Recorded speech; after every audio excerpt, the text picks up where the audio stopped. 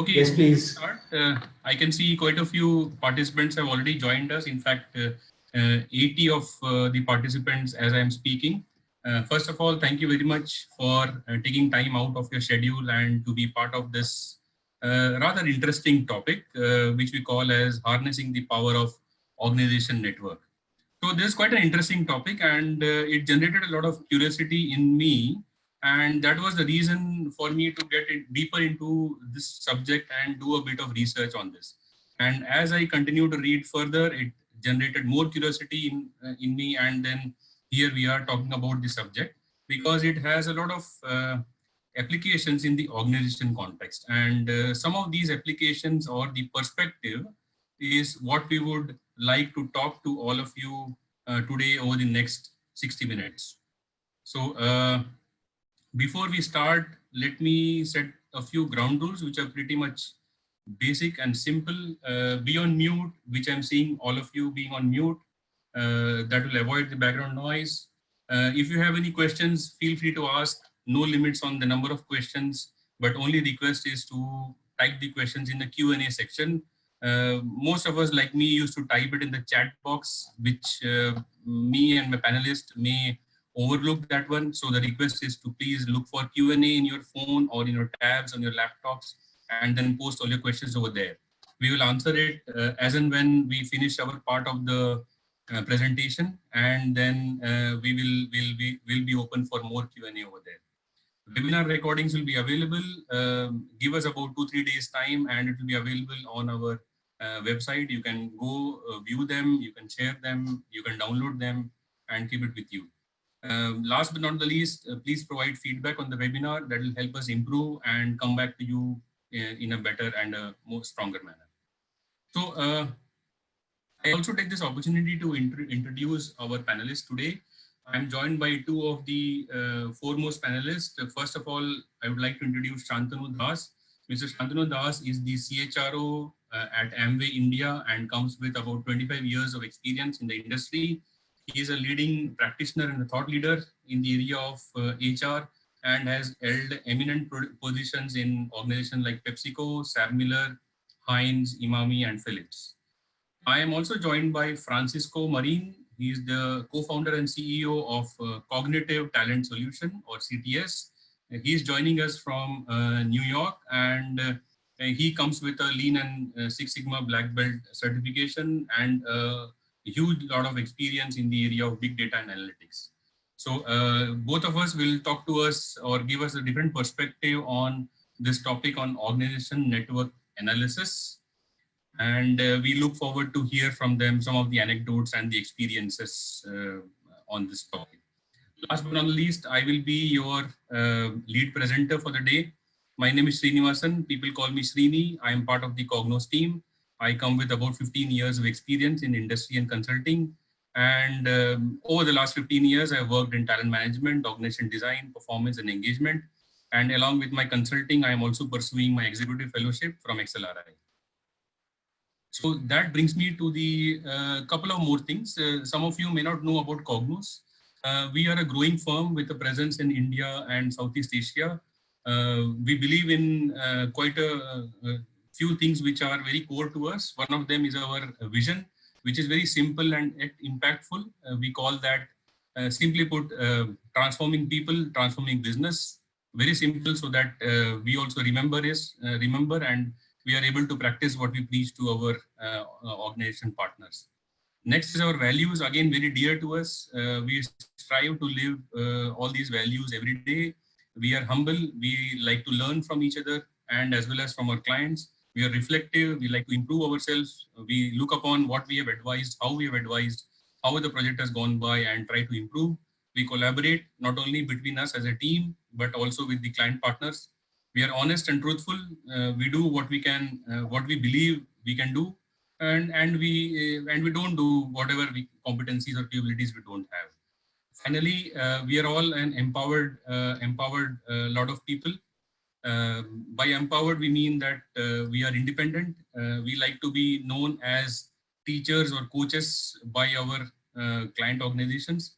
And as in Japanese, people are called as sensei. We also strive to become a sensei someday. Very quickly, we have the following four services: business transformation, organization, people and change, Kognoz talent solution, and lastly, service vertical called Kognoz Learning Academy. These series of webinars that you would be seeing on our social media, and even this one on the organization network analysis, is part of the Kognoz Learning Academy, where we believe that we need to share our knowledge and build the skill sets not only in the organization but also in the talent who is working with us from the organization. Lastly, I'll spend a couple of more minutes on our valued partners. The three of them that you can see over there in the corner of the slide. First one is Cognitive Talent Solutions. They are a leading data analytics and a people analytics firm globally. They are based out of New York with an expanding presence in Spain and Brazil.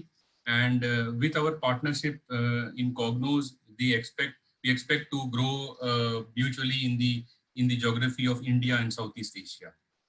Next, we have Sum Total. Sum Total, a lot of you people will be knowing. They're a global organization, part of the Skillsoft company.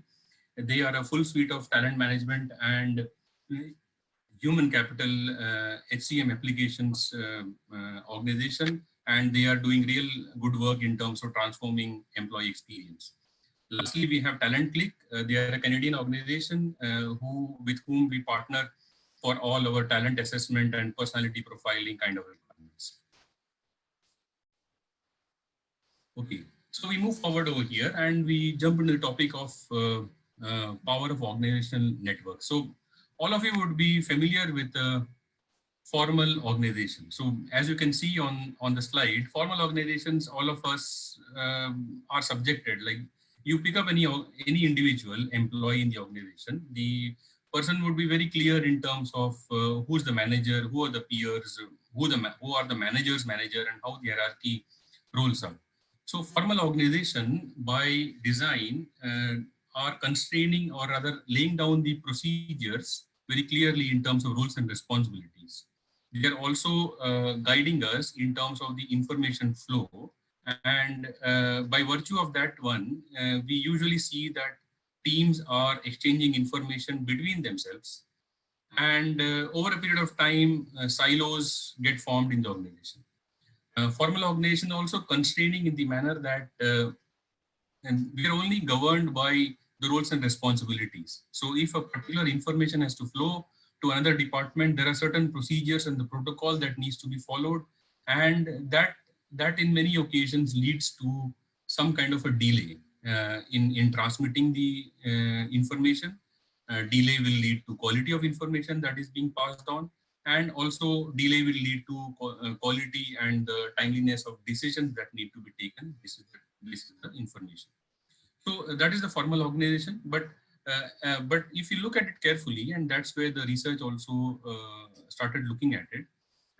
In organization theory, there's a school of thought which says that organizations are a web of relationship. So here, what we like to see as an organization is a cluster of individuals, and when individuals come, the social fabric of the organization is also formed. So when we hire a talent, we don't just hire the talent for the work that they're going to do. So every talent comes like an individual. That individual will have their own set of preferences, likes, dislikes, hobbies, certain aspirations, and certain things that they would like to do and achieve in the organization. So, and you also reflect upon yourself every day when you come to your organization. You don't just come to your desk and then start doing the work for 8 hours a day. You'll definitely interact with your supervisor. You'll interact with your buddies. You'll interact with your co-workers. You'll interact with a whole lot of people. Sometimes on a prolonged period of time. Sometimes very transactional in nature. So when we look at the organization from a social or an informal perspective, the organization will look something like this. If you can look at the diagram on the right hand side of the slide. So all individuals are seen as human beings with their own set of likes, dislikes, and preferences. They are related. They are related to each other in different nature, obviously, and obviously some of them are connected with many more individuals. Some of them are connected with very few individuals. So you will start to see organization as a web of relationship. You will start to see them as cohorts as well. And these cohorts can be formed when people have something in common. Either they belong to the same geography. For example, I tend to naturally network with people who are coming from the eastern part of the country.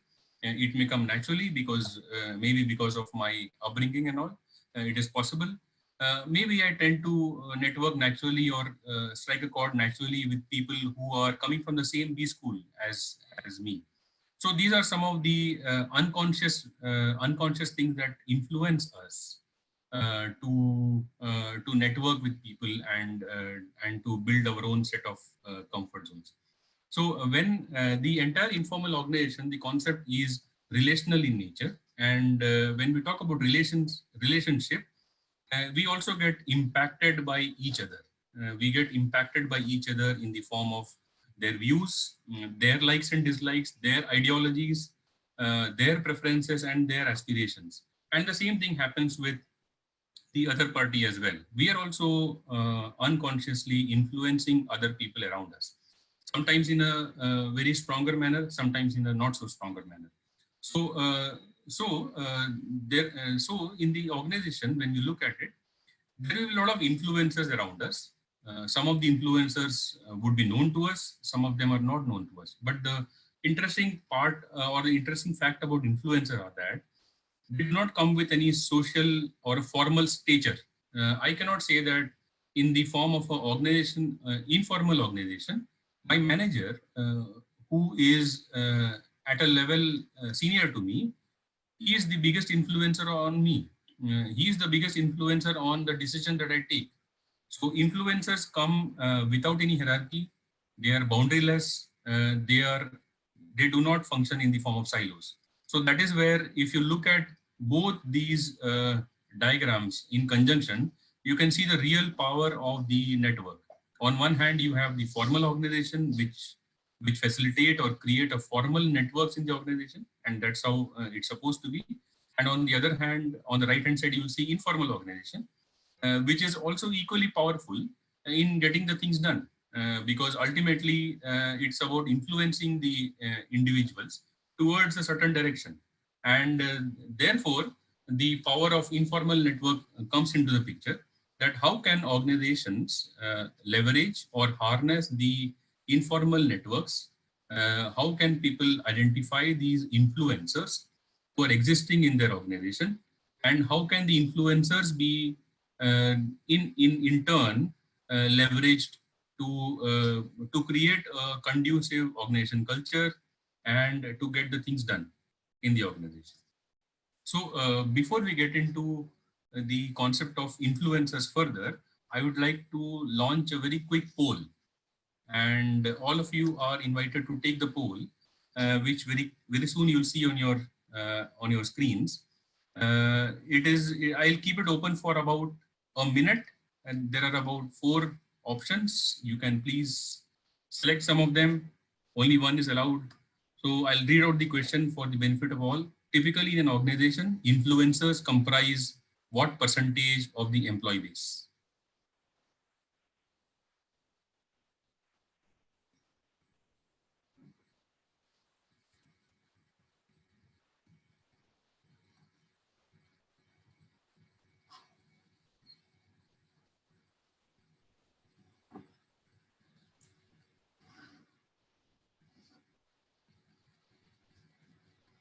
60 responses are in, about 70%.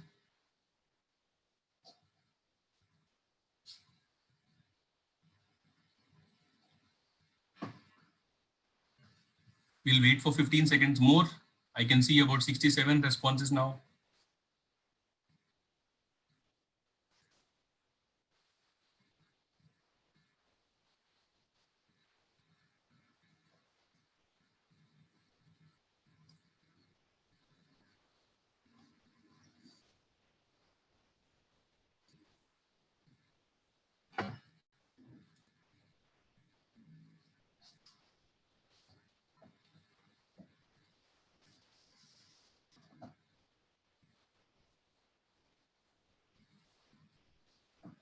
Okay, with your permission, I'll just end the poll now. I have received about 73 responses out of 85.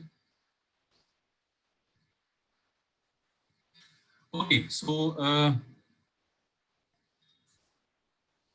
yeah, are the results visible to the people? I hope so.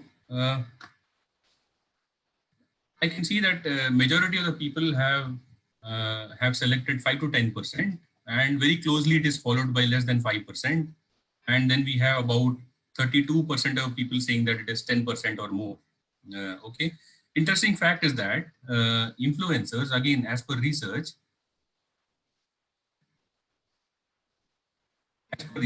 are only 3% of the organization. Okay, so and that is the most interesting part of it.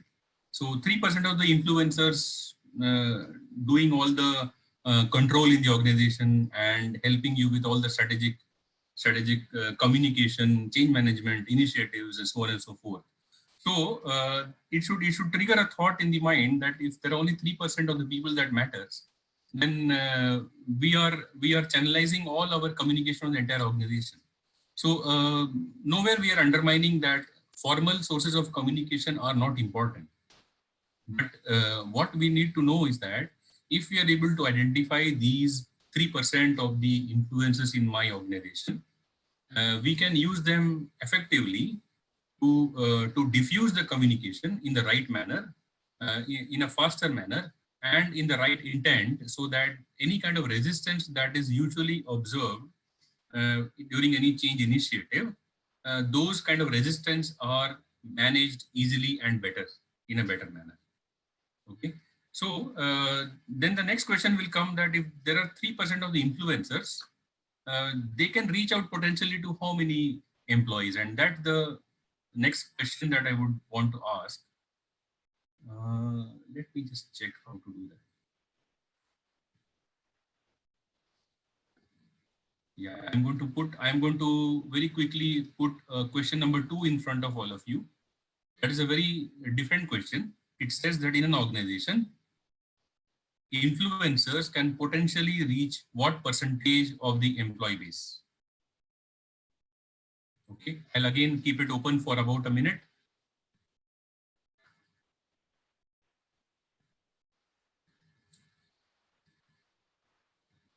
What is the power of 3% influencers? How many percentage they can impact or influence?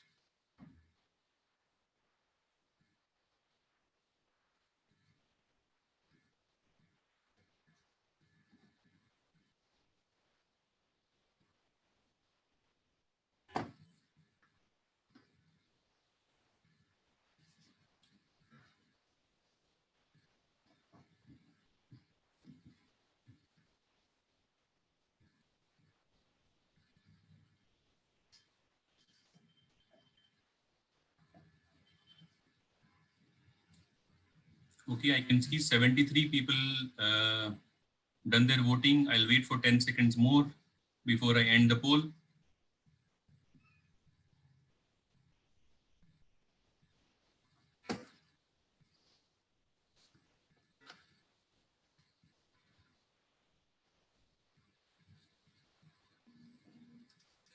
Okay, I'll stop. I received about 75 responses, which is about 85%. And I'm going to share the results now. Very interesting. So a lot of people, about 37% of you are feeling that influencers, which is about 3%, can reach 50 to 60% of the population. And if I even club the next one, which is 60 to 70%, essentially half of the population feels that influencers can reach 70% or less. In fact, a lot of you will be surprised that 3% of the influencers can potentially reach about 85% of the organization, of the employee base. So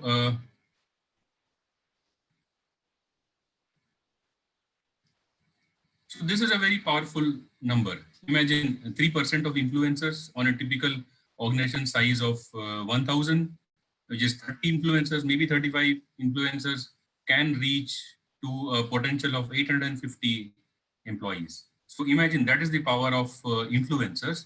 if we are able to identify them, we can really use them to benefit the organization in a lot many more applications over here.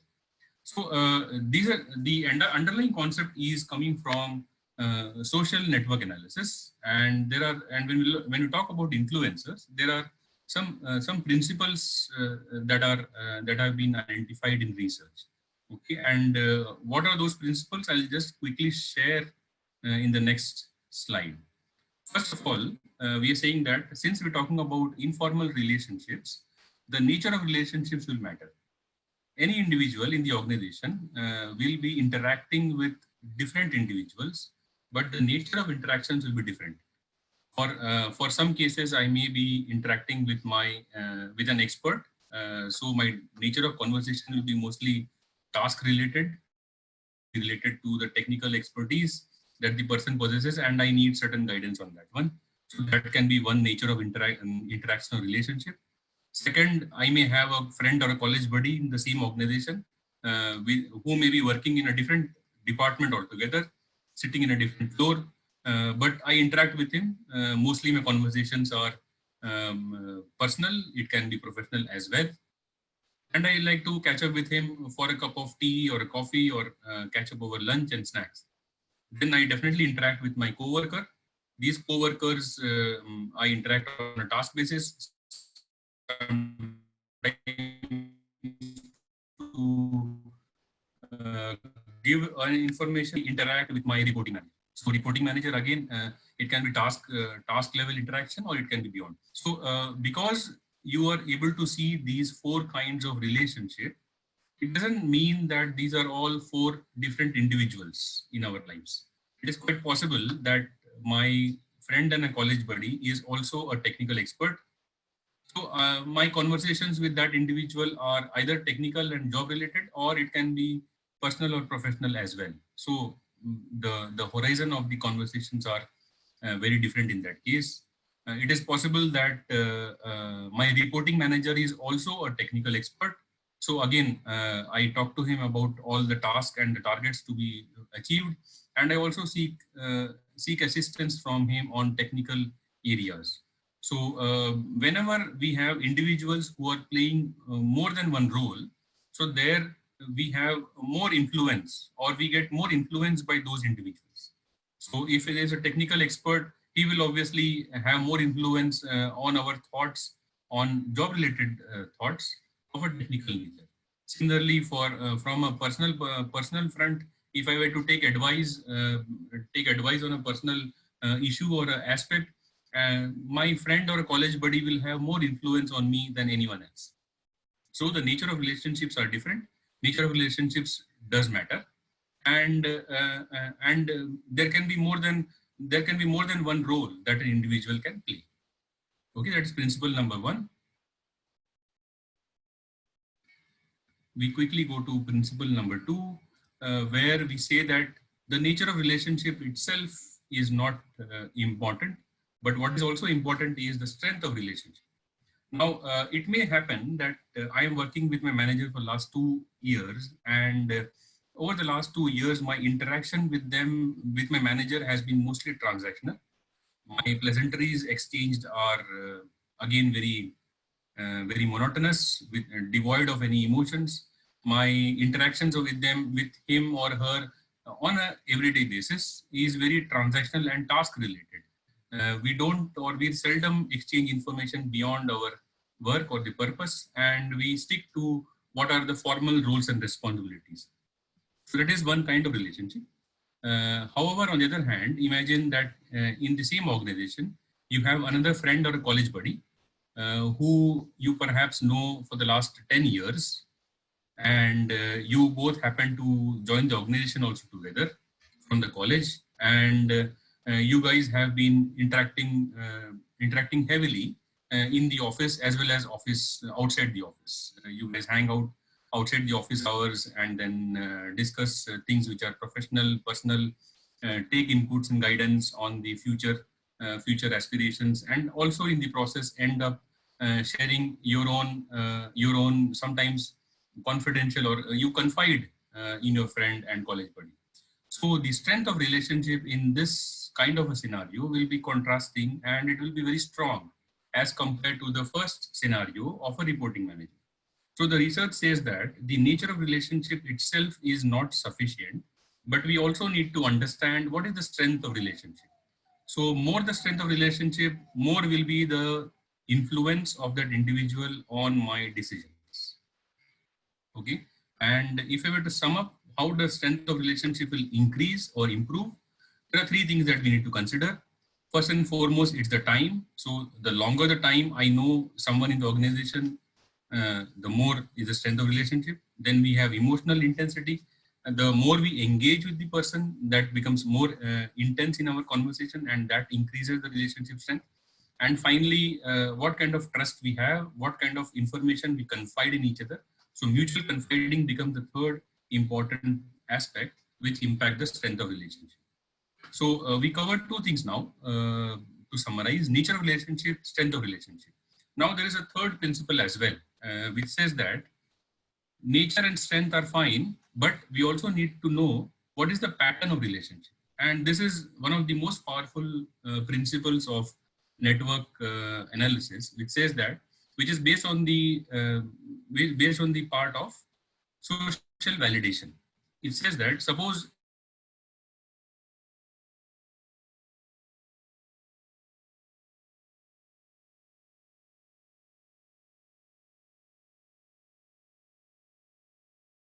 who you approach very frequent, you consider that this person is an expert and you approach him. So you approaching that individual is fine. That means that that individual will be impacting you or influencing you. But the network analysis looks at the pattern of relationship of that individual. So are there, if there are 10 more individuals who again approach this technical expert for the same kind of problems or issues, that becomes a social validation and it becomes more powerful. It means to say that, in other words, if I am an influencer, I need to influence more number of people, or other more number of people need to be influenced by me, and the nature of relationship can be one or multiple. So the more are the nature of relationships, the more power or the strength comes to me as an influencer. So to sum up over here, the three principles: nature of relationship, strength of relationship, and pattern of relationship. All three are important when we look at any influencers. So an influencer, stronger the influencer, more impact he will have. He will be able to connect with more number of employees or individuals around him or her, and he will be able to impact their decisions in those many more manner. So there are also different types of influencers. I'll very quickly cover them. There are broadly four types of influencers.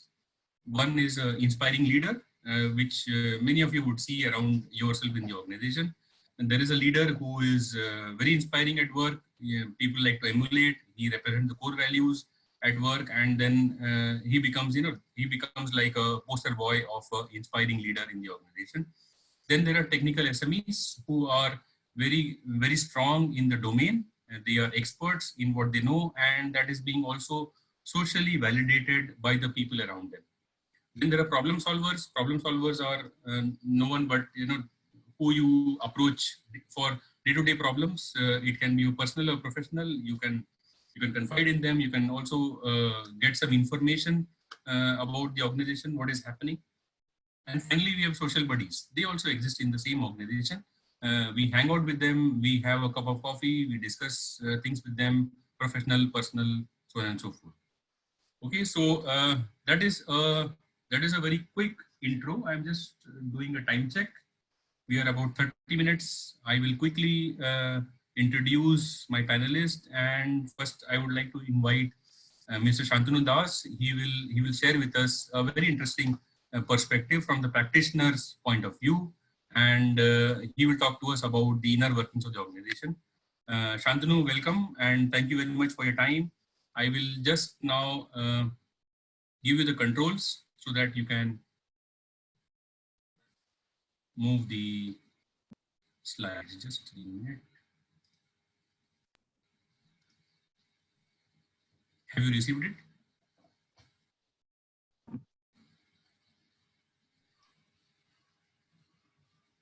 No, I'm not able to. Okay. Uh, So I will move it for you then. Fine, thank you. Because the moment I click enter, it's going to unmute. So then maybe I can request you No to. problem. Yeah, yeah. I'll just move forward, Shantanu. Sure, sure. Thank you very much. And at the very beginning, this is a very interesting topic. But before I come to the topic, I do have a strong self-assumption that all those who have joined today in the call, they and all of you and your families are safe and healthy. And I sincerely wish that it continues the way it is. I'm happy to have this self-assumption and stay happy with whatever I conclude about all of us. I sincerely believe that all of you are safe and healthy and your families. Now, on this topic, Srini has covered a lot of it. And in the next 10, 12 minutes, I would like to give my perspective. And these are very vast topics. And, you know, there are no, honestly, organizations are dwelling into these concepts, which are essentially very important for organizations as a way forward to look into. And Srini, if you go to the next slide, it's I have this fundamental belief that we are part of a society. We are not necessarily a part of economy. You know, we are part of society to start with, and organizations are a part of society. So what we have as families and what we have in society, those norms do exist even in organizations. You know, just like families have a lot of informal or formal groups, and it's just not necessarily ahead of the family, or even society has so many groups that operate, and that is what makes a society. And organizations, being a part of the society, have the same set of principles and beliefs in the way people unite and people work.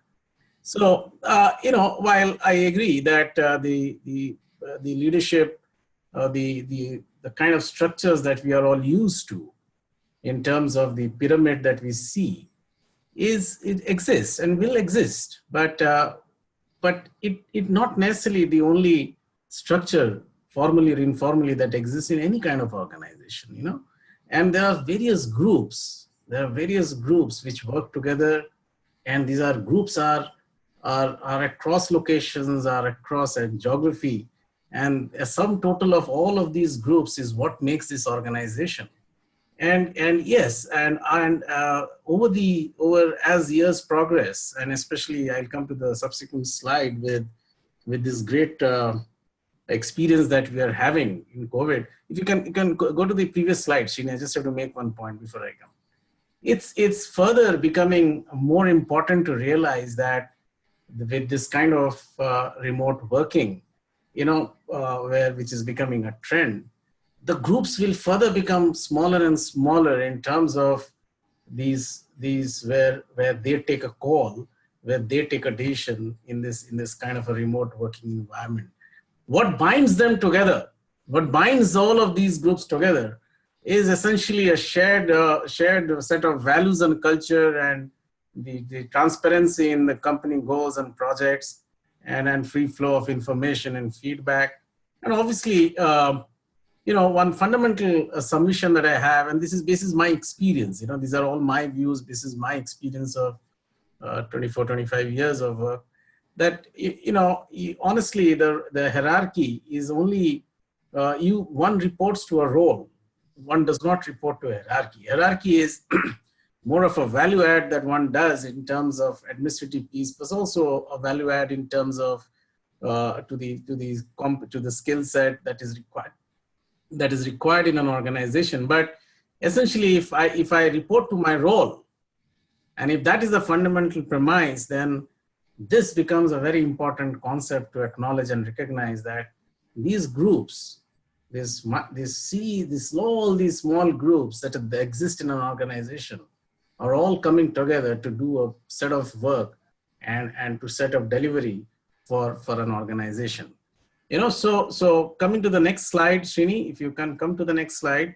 So for me, an organization is, just to bring a little context to this entire discussion, is, in my view, is a series of networks whether you realize, whether you acknowledge, or whether you don't acknowledge. But there is a series of network 1, network 2, network 3, network 4, and sum total of all these networks, which in a common parlance, which I was referring to as groups, is what makes this entire organization work. And not necessarily to what Srini was saying, not necessarily these are informal networks. These are very formal networks, but it may not necessarily flow from the top. It can be at any location. A sum total of group of people is what a network is, in my view, and they exist, just like it exists in families, it exists in societies, it exists in organizations. But what happens is, in these kind of topics that are being discussed and deliberated, is just that we are being cognizant of how to recognize these networks and how to make these networks work towards the broader organizational goal and purpose. And that is where my submission was, in terms of what I believe organizational networks and the importance of organizational networks. If you go to the next slide, Sri, if you can go to this, yeah. So just click the full piece. Just click the full piece. So it's important that to bring in the context of where we are today. Where we are today is the COVID has come and it will go for sure. But what it has done is that it has changed the way we think, and it has changed the entire paradigm for years to come. And that is the new normal, where predominantly the remote working is slowly becoming a norm. And it has its own advantages to the business. Anything that we do, especially from an HR fraternity or anyone who has joined, it is important to always link our whatever we do, that is there a linkage to the business, and means there a linkage to the people. And remote working has a lot of advantage. Today's topic is not on that, otherwise I could have dwelt on that, but it is. And it's the telecommuting, the virtual catch-ups, the e-learnings, digital engagement, virtual check-ins, all of these have taken shape. So it's certainly, as I have put it in the top, social distancing is not emotional distancing, and this is the very premise in which such remote working is taking its precedence over the previous way of working. And in this kind of environment where we have realized that the digital setup is not really a hindrance to employee engagement and employees working. So in my view, that is going to remain. And with this comes a little linkage to today's topic, that if, let's assume that remote working becomes a new normal with the kind of technology help that it can give and to make this happen, then where do we stand on networks? And Srini, if you can go to the next slide. And that is where I feel that, in my own view, the top down, the hierarchical leadership is slowly giving way to distributed leadership. And when I say distributed leadership, means that, especially in the context of remote working, especially when there are so many groups that are working, we were so used to see each other, but now we are not, right? So, but yet then the leadership, the so-called erstwhile top-down, has becoming bottoms up. And it is important to acknowledge this leadership, which I call it as a distributed leadership, and if you can call it network, you can call it any form of terminology, but this is exactly my view, that what's happening post-COVID is all the more, it is putting a little stamp on the bottoms up approach towards managing organizations. And then if you see all those groups, if you recall, I talked about network 1, 2, 3, 4. This is all those distributed, all those various networks, which I call that the leadership is getting to these networks for them to deliver.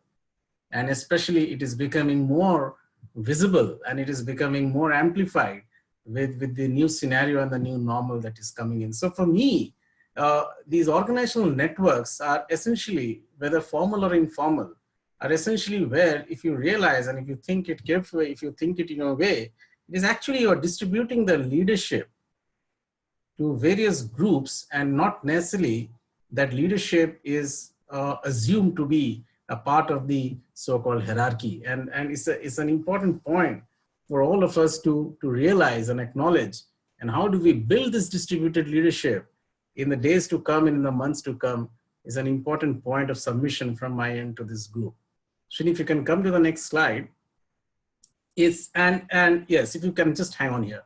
And so the earlier Srini, he was speaking a lot about influencers. In my view, this distributed leadership, which is happening, and which is getting more amplified, is what will lead to influencers from those groups who will positively influence the organization and who will positively impact the organization. And it is extremely important for people, for everyone, whether it's a practitioner or whether whoever, it doesn't matter, whoever is part of this corporate world in some form, to understand this concept of that influencers are not hierarchy driven. It comes from any part of the organization, and influencers is obviously assumed to have a positive influence in the organization for the context of this discussion. And that is where, and these influencers are coming from these various distributed leadership and the groups where, and these leaders who are emerging in these various groups are the so-called influencers in my view. And that, if you ask me, will take more shape in the months and days to come. So for example, we did this, some of these contexts I can share for my company. I would be best in a position to share what we do. So for example, our business, for example, has a lot of the Amway business owners who are doing our business, right? And if I have to do a project on understanding what can deliver the best to the ABOs, what is that team that can deliver it best? Is the people who are working with them. And they are the ones who can become those influencers to the system, to the organization, to say that, hey, listen, if I do these, this is how it will impact, and that is how it impacts. And that's important. While, these are while we say about this, while we believe, but it's important to bring it into a strategy. It is important to put all of this in an organizational strategy. While, the point that she was making, informal networks, even that, if you have to encourage that in an organization, you have to put it as a part of a strategy. How do you encourage bottoms-up leadership? How do you encourage influencers at various levels? And how do you build it as a strategy and as a platform is what an organization, in my view, has to really focus, especially in the context which has got revised post-COVID. So if you come to the next slide, I don't have too much written on these slides, but whatever little I'm aware of, this is what I have written and what I'm sharing with you. I'm sure there are many in the panelists who have a lot of experience on this, and I would be happy to hear them at some point of time. I just want to make one more point through this slide, especially for the HR fraternity, whatever we talk about, we are talking of organizational networks, right? We have to find a linkage to business results. Why do you make these? Why do you have these influencers? We have in Amway, we are trying to build two of these groups, U35 as a network and women employees as a network. Why do you do it? It's not a fad. It's not something of a gender diversity being. It has a genuine linkage to business. It has a genuine linkage to business results. Let's take U35. The entire population of this country is tending more towards this U35 as a population, right? And if we really want to make products and services for this group, which is a majority of this population of the country, who best can suggest a strategy? If the best strategy that can come for this group to be handled as a business is the U35 group. So build a network of U35 people in the organization. That is the best network, if you ask me, to give you a strategy on U35, because they are living that. That age group is living that. They know the trends, they know the preferences, right? So the point I'm trying to drive is, that these networks, and to a little extent, I would go for a little formal setups, to at least encourage these networks to grow. And it is agnostic to hierarchy. It is agnostic to to where you are in the grade and to which grade and where you are reporting, you can be a part of that group.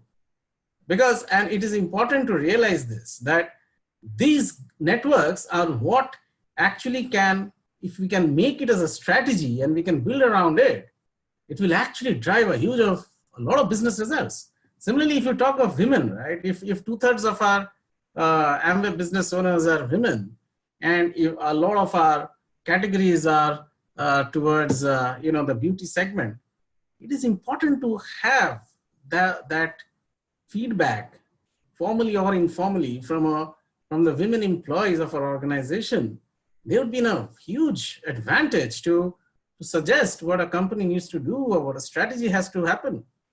So the only point of submission to this group is that these are actually very meaningful and relevant strategy drivers, if you ask me, to drive business results.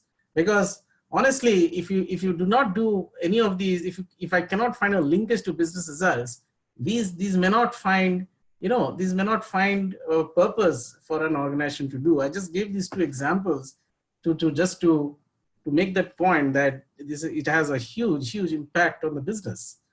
And if you come to the next slide, Shini. So my golden rules of organizational networks is CTC. CTC is something which we can all relate to, right? It is very close to our heart, right? So I thought that the best way to have if I have to bring a very simple model towards organizational network and what are the golden rules or what makes networks successful, is very easy to remember. CTC, you will not find in books. By the way, this is my own, whatever little I know is from where I have carved it out, CTC. The first is communication. And it is important to have, because you are talking of distributed leadership, right? And as I said, there are various groups which are working across the country and across the company. And if you're a global organization, across these groups can go beyond geography, right? What is that communication strategy to bring these groups to life, to bring these groups together for shared values and purposes and goals? And communication then becomes a huge element as a strategic driver towards building these networks, towards sustaining these networks, and towards making them deliver what it means, what they have to deliver for business.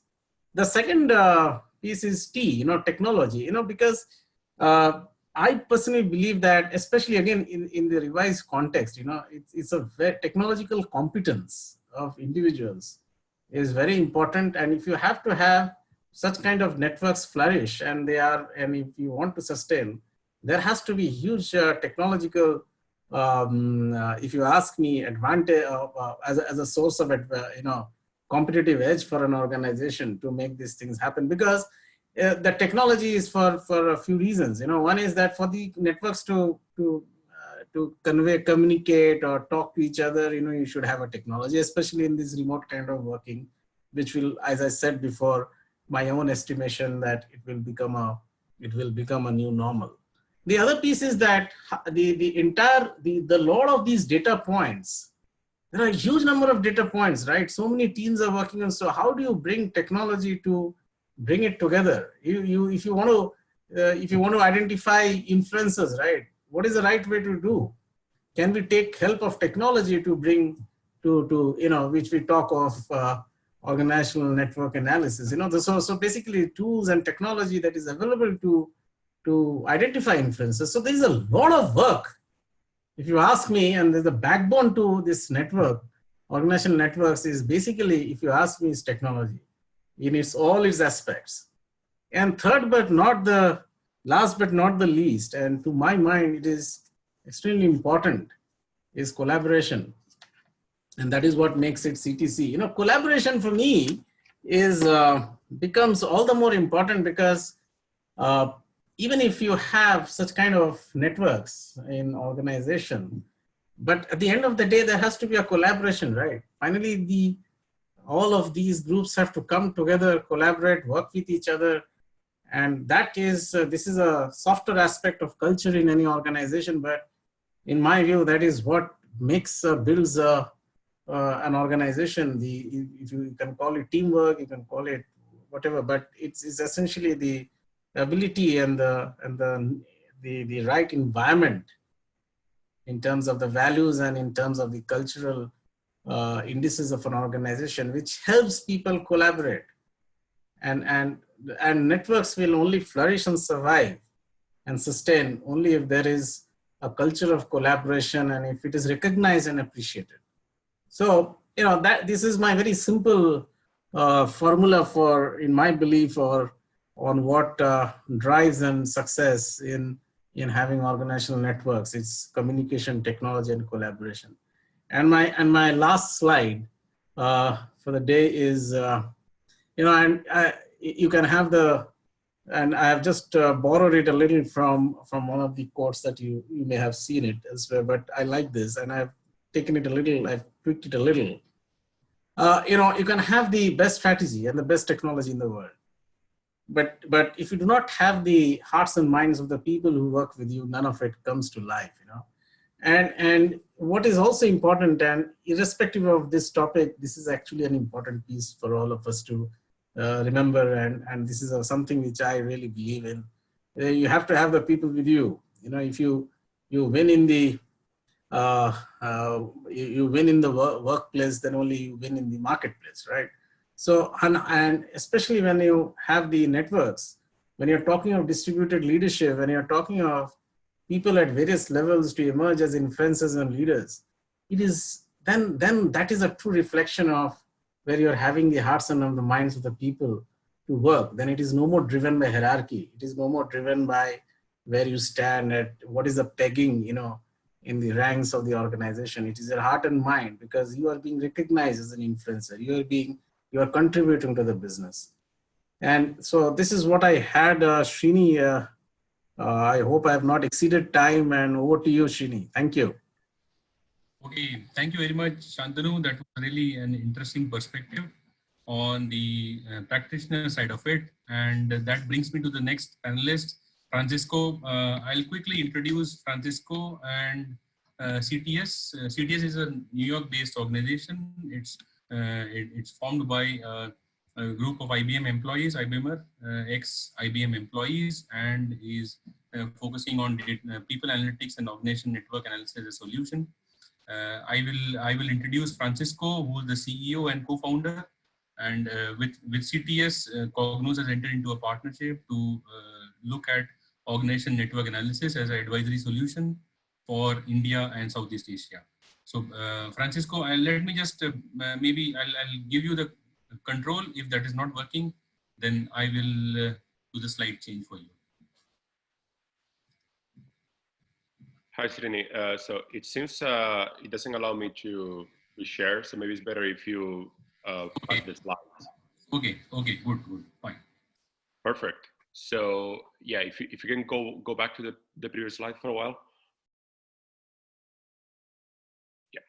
So thank you, Srini, for having me here today, and thank you, Shantanu, for the presentation, for sharing your experience. It was really interesting. I also hope that you are all well and safe today. My name is Francisco Marin. As Srini said, I'm the co-founder and CEO of CTS. So we are a global organizational network analysis provider. The founding team comes from IBM. In my case, I was working as business analytics leader for the sales transaction support services of IBM in Europe. Our company is based in New York City. And we have experience implementing ONA initiatives across different continents. We have worked with companies like Securitas, CMI, Cofares, also under NDA, Fortune 500 companies in the telecom, retail, and other sectors as well. We have presence in Central America, South America, in United States, Europe, and now as well in Asia and in India with partnership with Kognoz. So by now you should know that organizational network analysis, or ONA, is a people analytics method that allows you to visualize and analyze how employees interact with each other within an organization.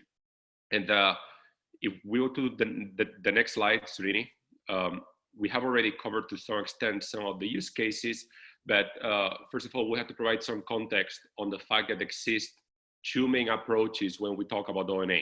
The one where we're focusing today is what we know as active organizational network analysis, where basically what we do is to launch an online survey where employees identify how they interact with each other and who they interact with based on a series of informal interactions. For example, technical support, personal support, inspiration, or sharing information. So this active ONA approach is the approach that we use to identify those informal leaders. There is another approach called passive ONA, where what we do is to monitor the collaborations through the API of collaborative tools like email, Jira, Internet, or Slack. But it's important to say that for the purpose of identifying informal leaders or top influencers, we have to use the active ONA approach that consists in launching the online survey. Now, within active ONA, there are different use cases, and we have focused a lot on the change management use case, which is probably the most common one. And here again, making a reference to the 3% rule, and shout out to Innovisor that did great research on this topic. So basically what we do is to identify these top influencers, position them as early adopters of strategic changes. And as Srini was explaining, only 3% of influencers can influence up to 85% of the remaining population in the company.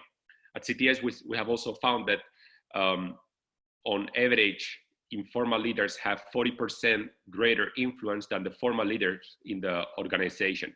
So it really makes a difference when you are rolling out a new platform, for example, SAP, Workday, or CRM, or when you are implementing new ways of working, for example, through the implementation of agile methodologies, or where you have a cultural change. Having these informal leaders as early adopters can really make a difference when it comes to accelerating and increasing the level of adoption of such changes. Another common use case is everything that has to do with teamwork and managing of remote teams as well, right?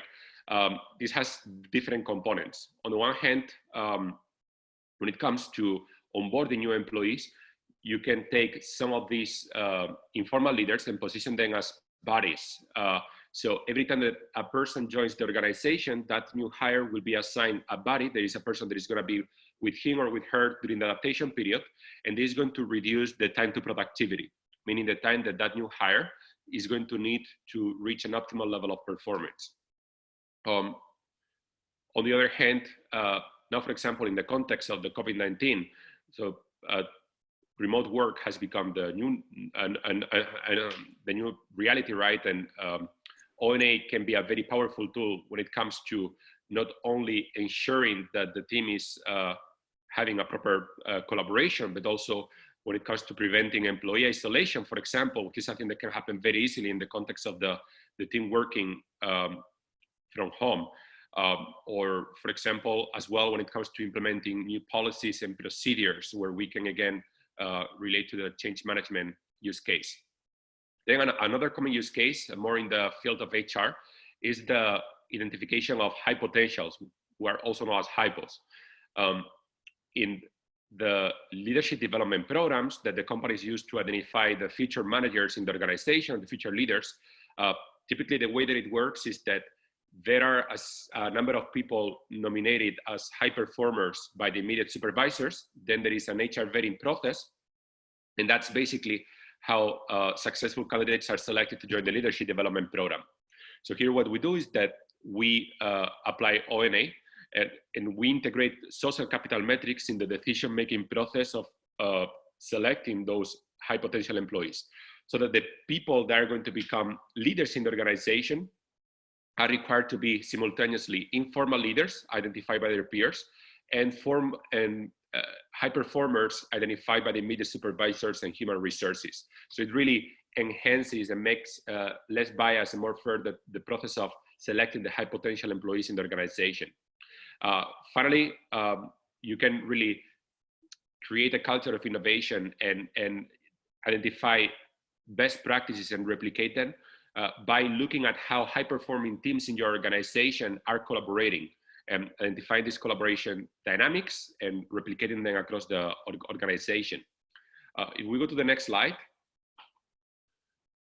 Trini, we can actually quickly see a couple of case studies. And then actually I would like to address some of the questions that you have been posting on the chat. So the first case study, if we go to the next slide, Srini, is going to be a case study with multinational agro-industrial corporation. You can actually do the next slide. Thank you. So this is a project that we implemented from CTS with a company in Central America. It was actually a pretty large company, 45,000 employees, the largest business group in Central America. And it's a business group that had 300 companies inside of the group. So this company was deploying a SAP platform, very strategic implementation for them. And they had already appointed a series of change facilitators based on internal feedback. So these change facilitators had been operating for a number of months. And then we went and implemented the organizational network analysis. We ran the survey and we mapped 4 different interactions to identify what people were actually being perceived as experts or as a reference when it comes to the SAP platform.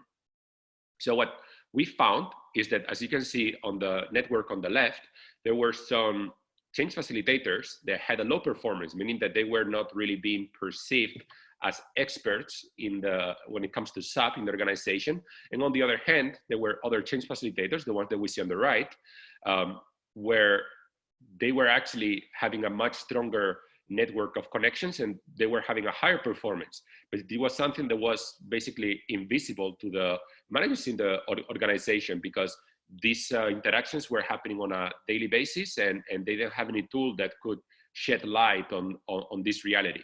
So basically what they did is that they either replaced or complemented those low-performing change facilitators by appointing new change facilitators based on the informal leaders that had been identified through the analysis. And this had an immediate impact in the acceleration and increase of the level of adoption of the SAP tool in that organization. And this is a case study that would be focused on the change management use case that we have been mentioning earlier. If we go to the next slide, or the next case study, Srini. This one is with Securitas, which, as you know, is a leading provider of professional monitored security solutions. And well, in this case case study is focused on the HR use case of the leadership development program. Securitas had a leadership development program where they had about 500 people nominated as high performers from the managers, and they had to select 150 high potentials to join the leadership development program and become a manager in the future.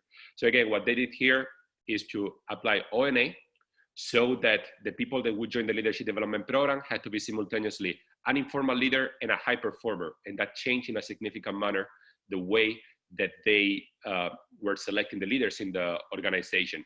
Actually, they received very positive feedback after implementing this new approach, and this project was awarded a innovation award for HR at national level. Actually, Securitas also utilized ONA for other use cases after completing this main use case of the leadership development program. So they also appointed informal leaders as buddies to accelerate the new hires' time to productivity. They were merging departments based on the existing connections that they mapped through the analysis, and they also positioned informal leaders as early adopters of the tool Workday, which was the platforms that they were implementing at that time. The good thing here is that they're using the platform on a regular basis, and now it's being more useful than ever in the context of the COVID-19. Again, because the main use case we are discussing right now is to prevent employee isolation, which can easily happen in the context of remote working. So I would like to go ahead and answer some of the questions that you have been posting on the chat. We have still some time, so I think we can go through it. So one of the questions I saw from Atishai is what about bad influencers? I would like to identify them and take some mitigation actions, right? So that's a good point. And actually, when we identify informal leaders or top influencers, you cannot really know if those people are using the influence in a positive or in a negative manner. You really have to find out by having one-to-one interviews or contextualizing the insights. But that's one of the reasons as well why it's so important to identify these informal leaders as soon as possible, because if you do not identify them, they are still in the organization. They can use their influence to create resistance against the changes that you are trying to implement. This is one of the reasons as well why 70% of the change initiatives fail. So yeah, it can be either positive or negative. You will have to find out. Another question from Atisha is what happens to the remaining 12% who is not covered by the 3% that we're talking about, right? So here's very important, the concept of indirect influence. In our platform, when we map these informal leaders, we provide insight as well of what percentage of the organization those people can cover, not only through the direct connections in the organization, but also through the connections of those connections. So the same concept than your connections in LinkedIn. You can have first degree connections, second degree, or third degree connections, right? So here is not only important who are the people that you're influencing in the organization, but also what are the people, or who are the people that are influenced by those connections that you have. So that's how we cover 100% of the organization. Another question is, how do I become an influencer? Does it have anything to do with where you are in the organization hierarchy? How about becoming an influencer outside in other areas, say my local sport group, where I play? What are the prerequisites of becoming an influencer? So these are several questions together, but basically the way that you are identified as influencer, as we said, is through the online survey, where people indicate who they interact with, who they go to when they need personal support, when they need technical support, etc. And that's basically how you are identified as a top influencer. It's important as well to ensure that you excel at multiple interactions simultaneously, because you can be, for example, an influencer when it comes to technical support, but if you're working in a help desk role, maybe that means that you're doing your job properly, but you're not necessarily an informal leader in a broader sense. So we look at multiple indicators simultaneously. Moreover, does it have anything to do with where you are in the organization hierarchy? Yes and no. So when you are in a managerial role, you actually have greater possibilities to create connections inside the organization. We often see that managers tend to have, on average, more interactions or greater degree of influence than non-managerial employees. However, we see as well that very often the top informal leaders in the organization are not managerial employees. I've seen non-managerial employees have the same or greater influence than senior executives in the organization. What is important here as well, and it's some of the features that we provide in the platform, is to help the user contextualize the insights. So if we have a person that is in the top 10 informal leaders in the organization, but that person is a director with 30 years of experience, maybe we should compare that person with other directors with similar level of experience, not with a non-managerial employee that has been for only 6 months in the organization. So we provide insights comparing your level of influence with the rest of the organization, but also with the average for the role and the average for the industry even. Then going to another question says, what should an introvert do to become an influencer? It seems becoming an influencer requires being an extrovert personality. So not really, because again, like we see that, for example, technical experts, which very often are introverts, they excel at certain interactions like technical support. And that's why you can actually become an informal leader if you have that knowledge and you're sharing that knowledge and you're able to inspire other people, you can become an informal leader being an introvert. And very often informal leaders are introvert. And that's also why we do this exercise, right? Because sometimes the people in the organization that have the most visibility in the eyes of management are not actually the actual informal leaders in the organization. It's only when you ask all the people in the organization that you can see these introverts showing up as top influencers in the company. The question from Jinesh is very much related to what we talk about the managerial roles and the 3%. So they say, what's the right time to leverage an influencer during day-to-day operations in the organization? Again, position them as early adopters of strategic changes. Also position them as buddies to accelerate a new hire time to productivity. And also using them to mitigate the existence of organizational silos. That's another main use case for ONA, identifying and mitigating organizational silos in the organization. In our case, we do it by through an AI algorithm that automatically map these organizational silos and help you identify bottlenecks and mitigate them in a proactive manner. Another question says from Anil Patak says, is working remotely a new normal or temporarily being forced upon due to COVID-19? Well, I'm not the one to answer this question. I don't have visibility on how long this situation is going to last. What I can say is that it was Albert Einstein who said that in the midst of each crisis lies great opportunity. And I think that in the context of the measures that have been put in place as a result of the COVID-19 pandemic, I think it is helping accelerate some of the transformation processes that were already in place in the society.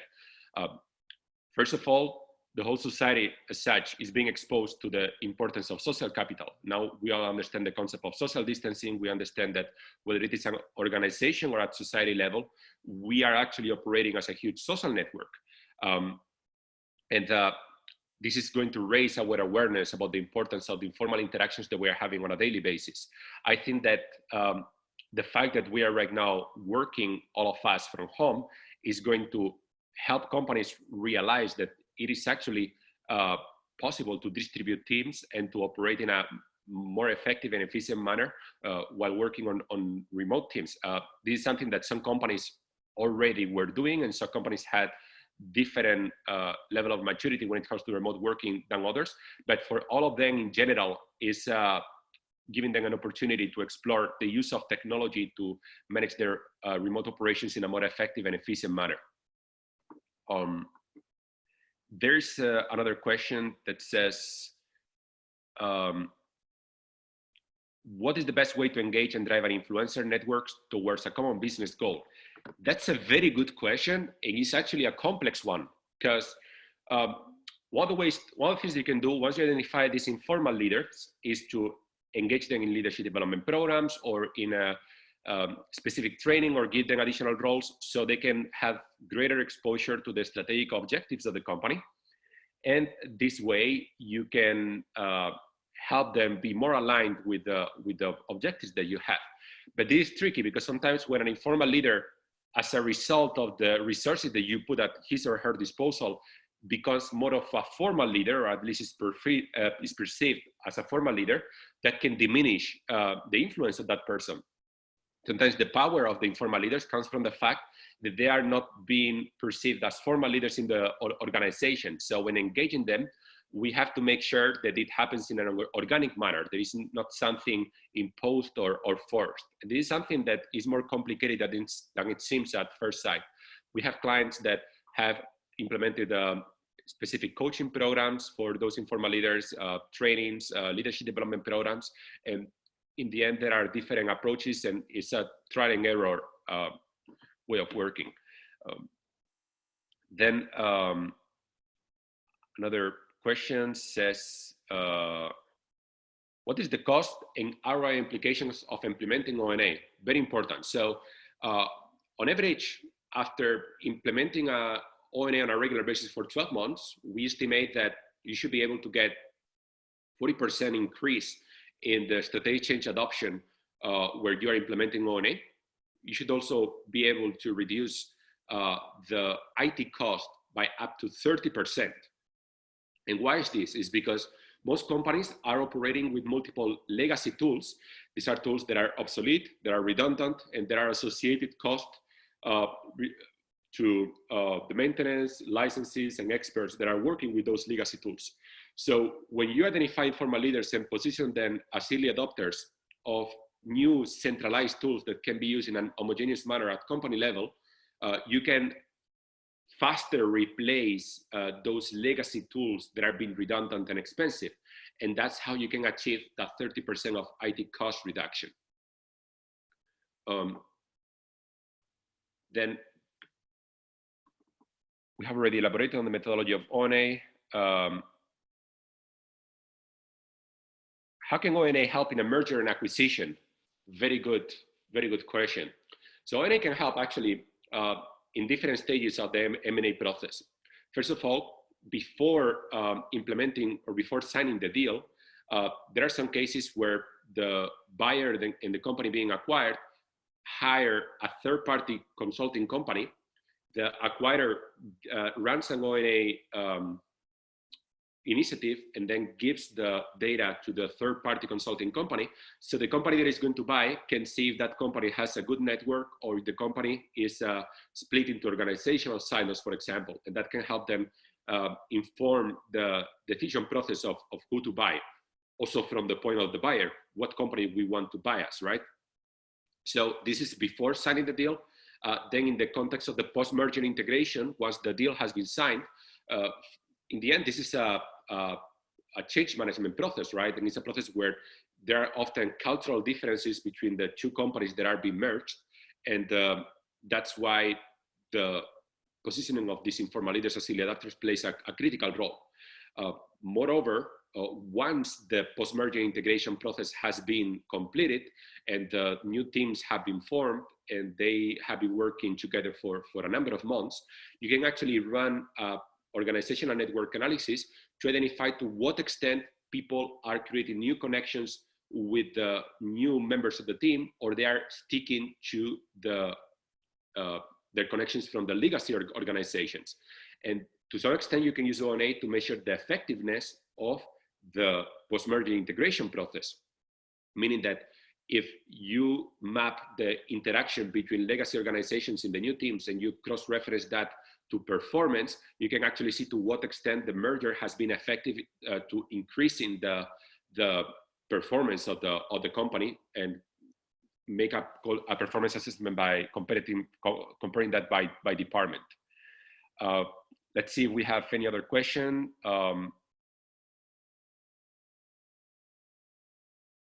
I can see one question which I would want you to answer, Francisco. Yes. Gaurav, what if a CEO or COO or critical top leader is not part of 3% of influence? I think that's a very pertinent question, and you would have seen this in your experience as well. Yes, it's a very good question, because actually there's a common understanding now based on research that has been published that employees look at the C-level executives as the champions of change. And actually in most companies, the C-level executives, they're actually pushing the strategic change adoption and creating awareness about the importance of adopting change in a proactive manner. The issue is more easily with the middle level managers. Still, one of the best practices that we do when we implement ONA is that we exclude top level executives from the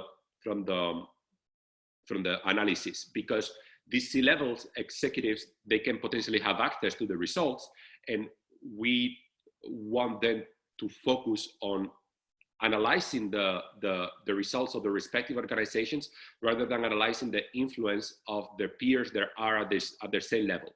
So by default, we exclude these people from the organization actually, and we focus, when it comes to managerial roles, we focus on the middle level managerial roles in large organizations. Now, even with these mid-level managerial roles, it can happen, and it happens sometimes, that you see managers that they don't really have a strong level of influence in the organization. Sometimes they are peripheral employees, sometimes even without any connections in the organization. And this should really raise a red flag. You should probably have a conversation with this manager, identify any potential root causes, and establish any mitigation plan as needed. I'm just conscious of the time over here, and there's one question that is related to a slide that Shantanu had presented. Shantanu, this question is to you. I'm just reading it out for the benefit of all of us. On CTC slide, your views on where does culture stand as it binds the network, be it formal or informal, and as it is in families.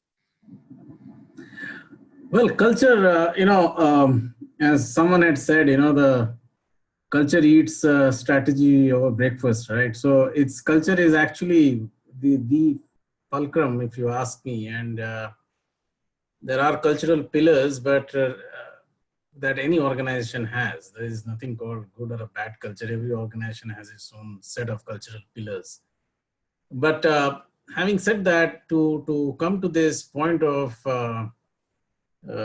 especially in the context in which it has been asked on CTC and culture, I think the ability for various teams to work and teams getting empowered to deliver agnostic to hierarchy is a clear cultural pillar to be driven.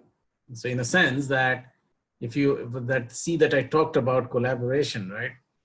It's important to have a culture where you are not respecting hierarchy, you are respecting someone's value add irrespective of where he or she stands in that hierarchy. And that is where influencers at various levels can only thrive. Otherwise, these are good points to discuss, but if you really do not have the culture to encourage people to contribute at any level and to encourage that kind of leadership at any level, and that is that mindset, if you ask me, for an organization to change, to encourage leadership and empowerment and to drive empowerment so that these groups, these influencers can come from anywhere and it can thrive. And that is where, if you ask me, culture is a very, very important pillar for success to these networks.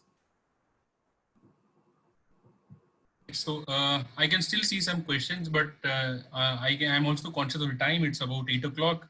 I guess we had planned for about 60 minutes, but the topic is such that we never get conscious of the time, and we have overshot by about half an hour.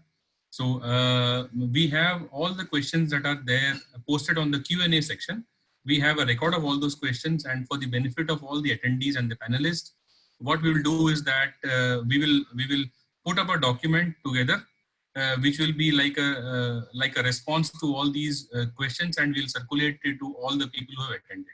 So sincere apologies, Siddharth. I can see certain questions from you, Siddharth, Atishay, Dinesh, Anita, Vivek, and the list goes on. It's pretty long, and I think if we get into answering all of that, we will overshoot our time. And purely on the interest of time, I think we'll have to go take all of these questions offline. So with this, I think we wrap up the session for today. And I would sincerely like to thank all my panelists and the attendees to be patient with us, to hear us out, and also to put in questions which have been very thought-provoking and insightful. I hope you also liked the webinar.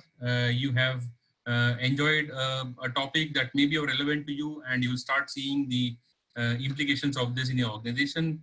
For any more questions on this, on the topic, you need anything more from a information perspective, feel free to reach out to us, or post your comments, bouquets and brickbats on our social media.